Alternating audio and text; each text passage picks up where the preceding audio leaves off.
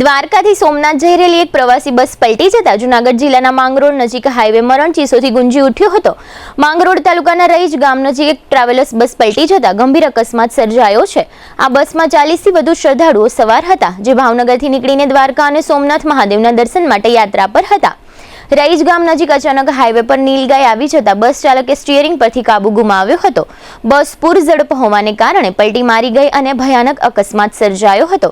આ દુર્ઘટનામાં 2 શ્રદ્ધાળુઓના ઘટના સ્થળે જ કરુણ મોત નીપજ્યા છે, જ્યારે અન્ય કેટલાક મુસાફરો ગંભીર રીતે ઈજાગ્રસ્ત થયા છે। બસ પલટી જતા અંદર સવાર યાત્રિકોમાં ચીસાચીસ અને અફરાતફરી મચી ગઈ હતી। અકસ્માતનો અવાજ સાંભળીને સ્થાનિક લોકો અને રાહદારીઓ તરત જ બચાવ કામગીરી માટે દોડી આવ્યા હતા। ઈજાગ્રસ્તોને 108 એમ્બ્યુલન્સ દ્વારા કેશોદ અને જૂનાગઢની હોસ્પિટલોમાં ખસેડવામાં આવ્યા છે।